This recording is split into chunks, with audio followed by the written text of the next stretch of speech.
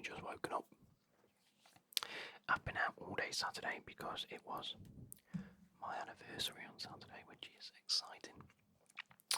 So, I'm a little bit tired today. And I've still got a bit of a coldy type stuff.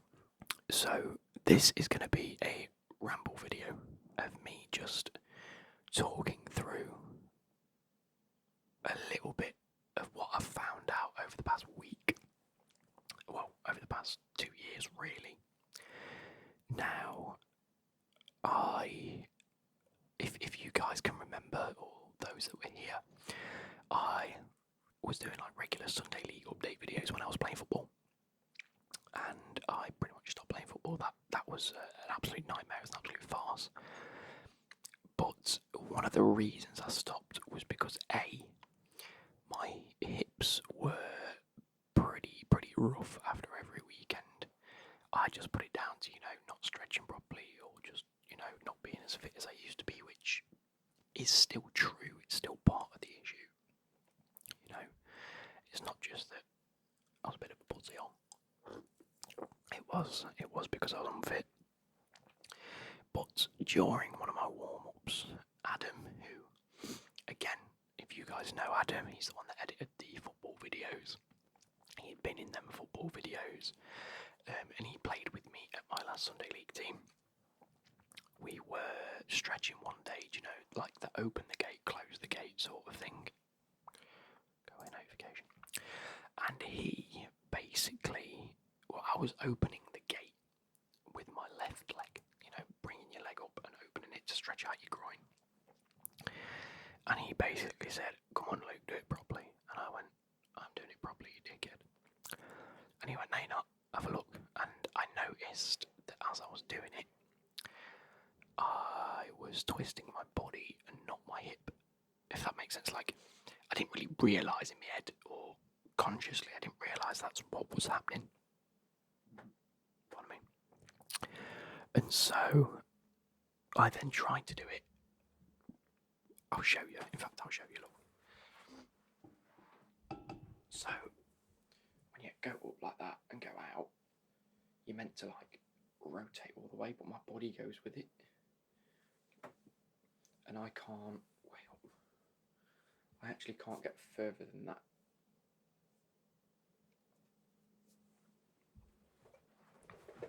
Without it locking up. Okay, that's issue number one. So, at the time, I was also seeing my chiropractor. I don't really go anymore, but I did mention to him, and I just said, "Look, I noticed this at the weekend, or a couple of weekends ago. What can you do about it? Is there anything you can do about it?" And he went, "We can have a quick look." So he did some, leg up tests and whatever, and he went, "Yeah, it doesn't seem to want to move too well." So, he gave it the old, "Let's get my thumb right in there, let's pinch the groin, see if we can stretch out the ligaments and tendons and whatever, or see if we can manipulate it in a way to get it to move." And long story short, he couldn't. He recommended, he said, "Look, if I'm being totally honest, you're probably going to need to go to your GP and get some form of X-ray on it, just to see if there's anything blocking it, if there's any other reason. Is that something you want to do?" And I went, "Well, yeah, if you think it needs that, so, what harm can it do? Just getting myself checked out and making sure that, there's nothing serious." I didn't know whether I'd fallen on it and it's just a bit stuck and, I don't know, dislocated, and I don't know about it, sort of thing. So, again, to cut a long story short, over the next year and a half, I had to go to my GP just to get the recommendation of an X-ray. I then ended up going to physio, and they basically said exactly the same. They said, "No, it's stuck, you need an X-ray on it, potentially an MRI." And I was like, "No." Okay, so I just left it and let it work its magic, and waited for this X-ray. Then I got an X-ray, and then there was nothing on it. Well, I tell a lie, there was one thing on it, and in my right hip. So, left hip and right. My issue seemed to be in seemed to be in my left hip, but in my right hip there is a presence of a bone cyst. Now, not really too much they can do about it at this stage. It's not particularly big. It's just an indication that, there's a bit of wear and tear. Nothing out of the ordinary. Nothing like, okay, we need to do something about that. Anything like that. Plus, it's in my right hip, and that's not really where I'm getting my issues. So over these 1.5 to 2 years that it's been, I was asked by the doctors like many a question that I just didn't really have the answer to, like, does it hurt more when it's cold? And I'm like, oh, because I do get aches and pains in my hips, and I've just put that down to the fact that I've really just been on my feet for quite a while. Like, you got to think, when I worked at Card Factory for all them 7 years, I was on my feet for 9 to 5. We had one chair in the whole building, and so I just put it down to the fact that when I was aching from there, it's just because I'd worked a long day. Cut to me now working 7 till 5. The end of the week, I hurt and I am in quite a bit of pain. And again, I've just really mentally put that down to you work long hours, you work on your feet for a lot of time. And again, that is part of the issue. It's not like there's only one issue, but it's not helping, if that makes sense. So eventually, earlier this year, so sort of anywhere between sort of August and October, I can't remember the exact date, I went for an MRI scan. After being told, there's no significant reasons from the X-ray, we're going to send you for an MRI because we need to see a lot more of the actual surface of the bones. We need to see whether there's any indication of any like severe arthritis and things like that. And I was like, okay, yeah, no worries. And about a month ago, I had the results back from that, and that was pretty inconclusive, whatever that means. Basically, they couldn't determine a single factor for. Well, anyway, the person that I saw couldn't determine a single factor for any of the issues I'm experiencing. So he got me back up on the table. He was like, okay, let's see what the actual issue is and see if there's anything else I can think of. So, because this was a different doctor at this stage, I'd been passed to like the 3rd level of, I don't know, musculoskeletal team. And he was doing all the tests, and he did the same one where he tried to move my leg and it just wouldn't budge. And he's like, right, yeah, it's definitely an issue now. Like, it's not a case of like, let's see if there's a wrong. I can feel that there's an issue, and I'm like, yeah, no shit. Like, you're the 3rd or 4th person I've seen now. Anyway, he did mention to me that there's been an increase in numbers of young adults, teenagers, young adults experiencing hip issues, and that he'd need to refer me to what's called a hip preservation. And I was like, okay, this might just be a case of where. So, in my head from the conversation, it was a case of potentially looking at a few more tests, i.e. a CT scan, and then going forward, how do we alleviate any of the aches and pains? Maybe it's just the way I'm built, and that's just how it's going to have to be. How do we look at managing what's going on? Not that I'm in that much pain. I want to reiterate this. I'm not in that much pain. It's just, like I say, genuine aches and pains towards the end of a week, or the lack of me playing football hasn't aggravated it in a while. That sort of thing. So, cut to last week, I met with the hip preservation doctor. Now, he explained to me there is only 3 people in the UK in his sort of position. One in London, one in Birmingham, and one in Derby. Now, I went to Derby because nearest to me. So, he had a look at my scans. Luckily, they're on the system and he can have a look at them whenever he wants to. I sit down in the room with what I'm assuming is his understudy. I think his name was Zafir. I'm not 100%. But he basically said to me, before I saw this one doctor, he said it looks like you've got some form of hip dysplasia, which if you've got a dog, you'll know it's very common in dogs just because of the way they walk, if they have a bit of a waddle. And it's something that's can be quite expensive if you own a pet. And or it can be a lot to manage. So I was like, oh right, okay, thinking that I'm just going to be referred for more tests. These guys told me I might actually have an issue, and they've actually figured it out. Anyway, this doctor does a few more tests, gets me up, twists me and pulls me and goes, oh yeah, you've seriously got issues there, mate. And I'm like, thanks for that. Cheers. And so he says we're going to have to wait till this doctor's available, because he was with another patient, without going into too much detail, because I understood what was going on next door, which I probably shouldn't. But some lady had dementia or Alzheimer's, which either of the two, and she'd had an appointment the week before with the same doctor. She turned up this week thinking she had an appointment, adamant she hadn't seen this guy, and this guy was like, no, I have seen you, I saw you last week, we've already put you down for all these operations, and you're already on the waiting list. And she was like, no, I'm not.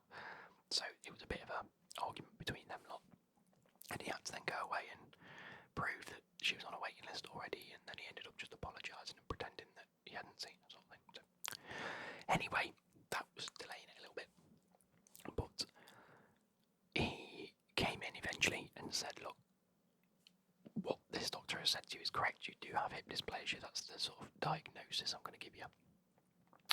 However, we do need to do further scans to see the extent of it. He's basically describing he can only see between 10 and 20% of the picture of what's going on with me, based on the initial X-rays and MRIs. There's a reason he specialises in his field. That was my stomach. And that they can't really do anything on 20% knowledge, which makes a lot of sense. So I have been recommended to go for a CT scan. Now, this is where things get a little bit complicated. So, number one, I've also got to go for a steroid injection in my left hip to try and alleviate some of the aches and pains. He has advised me it's not a long-term fix, and it's not a long-term pain management, like pain relief. It's not a long-term pain relief at all. It's just to alleviate some pain between now and me having a CT scan and making some form of decision. So, from what I gathered, and from I thought I was going to be in there about 20 minutes discussing the likelihood of me going for a CT scan and then leaving. I was in there for an hour and a half talking through everything with him, because he was one of the most thorough doctors I've ever met, and I'm very thankful for that. I'm going to get his name wrong. Dr. Sahati. There we go. So thank you ever so much for that. He's basically said it's a likelihood of one of three things, and his job isn't necessarily to manage these three things, it's to fix one of these three things, because not fixing one of these three things that it could be, or a mixture of these three things, could lead to a lot of issues sooner rather than later. Now, I'm going to stop the story there for a minute and sort of explain something else. So, if you guys know my dad, he's been on the channel multiple times. If you don't know, get to know. Basically, my dad has a rare spinal condition, which has caused him a lot of issues. Now he's in a wheelchair. But this all started with his spinal condition. Obviously, that was there. They just didn't know about it. But it started when he was diagnosed with a left cam hip impingement. Keep that in your heads, right? He was in a lot of pain, and he was off work for a lot of time with the likes of what they classed back then as sciatica and just back issues and hip issues and all these things. Then finally diagnosed with this, and then obviously further testing revealed he had this spinal condition, which at the moment it doesn't look like I've got any of those back issues, which is beautiful, because otherwise I don't want to be in a wheelchair when I'm 40. But there is evidence of hip issues, as per what we just discussed. So I spoke to my dad after my appointment and said to him, look, this is the options that they've given me, blah, blah, blah, which we'll go through in a minute. But yeah, it turns out there's only one guy in like Birmingham, one guy in London, and one guy in Derby. And my dad went, yeah, I know. Because when I was diagnosed with it, there was only one guy in Birmingham and one guy in London, and my dad had to go to Birmingham to do all these tests to find this out. And I went, well, that's what I'm currently going through. So it seems like somewhat of a hereditary thing that my dad's got and now I've got. So, cut back to me with the doctor now. He says, you've got what's likelihood of this, or this. One's more likely. You've got like a middle option, which, if we need to explore this middle option, we will need to explore a lot further. And then we have this third option, which is the least likelihood of things that they'll do. So, I have an option of 3 operations to have, depending on what this CT scan says. Now, before I explain them, you've got to know why I've got to have them, if that makes sense. So in my head, I'm thinking, let's just monitor the situation and see how it goes, because I'm not really in any pain. But, number 1, the operations are to limit any further pain that I may get, i.e. a left cam hip impingement, where I will be in a lot of pain. Of which, by the way, so there is... He was the first doctor I saw, because he also did more tests on me to see. And he actually wrote down like degrees of rotation at certain positions, and he got the other doctor to note everything down. As far as I'm aware, internal rotation, I'm meant to have 45 degrees. I'm only showing 5 degrees maximum. 5 degrees of internal rotation, which is not good. So he also manipulated me in a way, like in my leg, and for the first time ever, he moved it, and my leg completely fired up with pain. I literally went, ah! And he went, yeah, okay, cool. And I went, not fucking cool, that hurt. I felt it all the way down to my toes.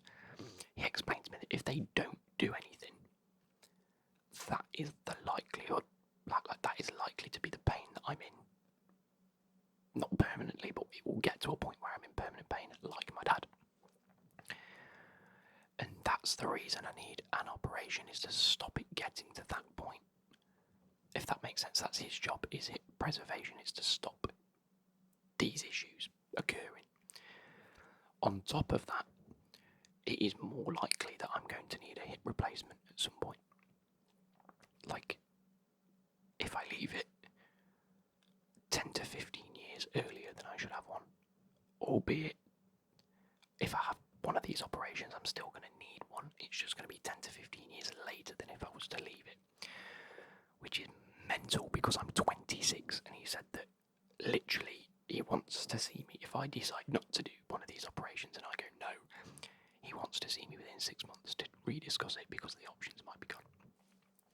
That's another thing. So if I choose not to have these and I leave it and I wait, there's a risk, or albeit there's a possibility that these operations are sidelined and they're no longer viable, because once I'm past a certain stage, or I've hit like certain levels of like pain or whatever, they can't do it. They can't do these operations, because they're no longer fixing an issue or preventing an issue. They're fixing a different issue, which then brings everything else into question. So, which is why my dad, having been diagnosed with his left cam hip impingement, couldn't have any of the operations. They said to him in Birmingham, these are the operations we would be able to give you, but we can't, because you're too far past the level that we can offer that.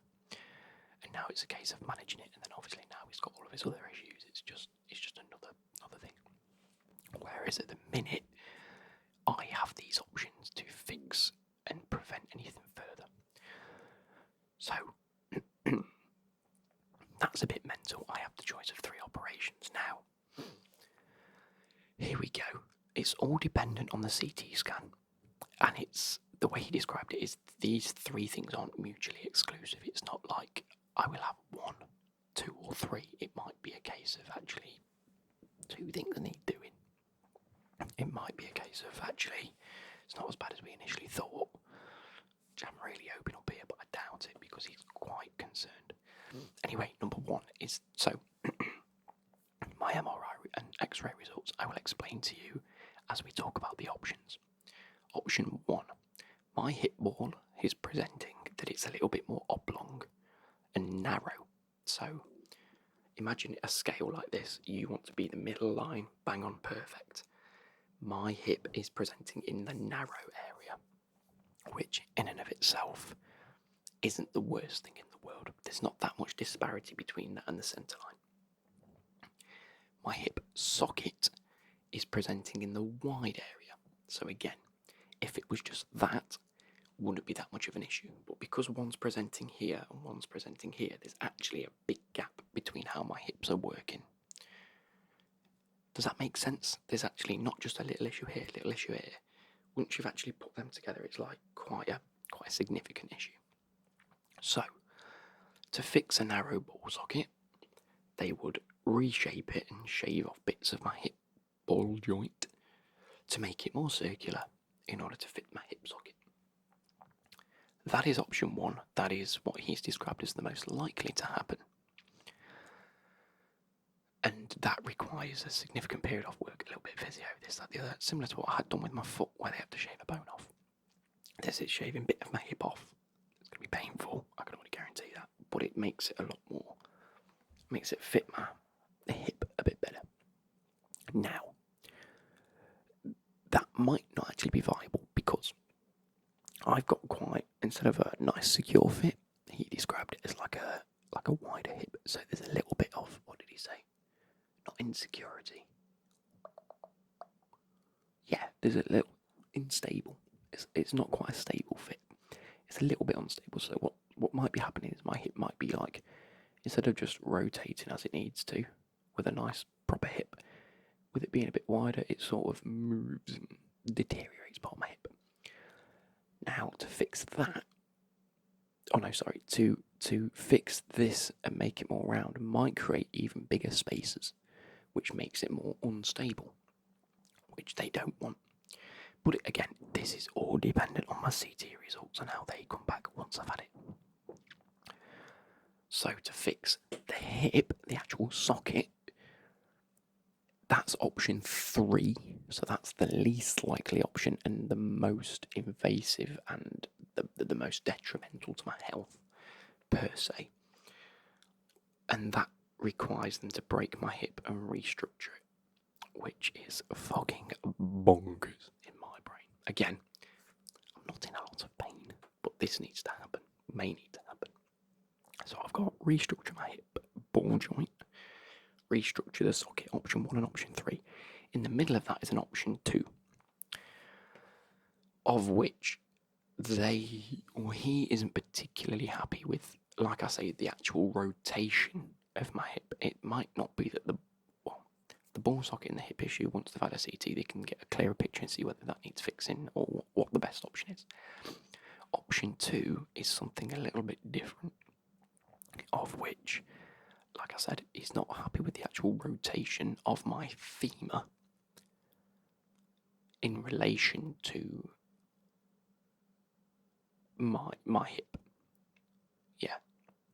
So from the initial X-rays and MRIs, he can see that there's, and from him doing a bit of testing, like I say, there's only 5 degrees of rotation, but exteriorly, I think there was 85 degrees of rotation, which he said was a bit more than he thought. I think I might be getting that wrong. So in his brain, it's like, well, maybe the actual femur is rotated in a way, and I will explain. I've got slightly bowed legs. I might have already explained that before. Because I walked when I was a kid. Apparently, I walked really, really, really early on, and the midwife was telling my mum to make me sit down and stop me moving because it will cause issues. Now it's causing issues. Anyway, so to fix that, number 1, what may need to happen is they need to slice through my femur and rotate my leg and then pin it all back in place.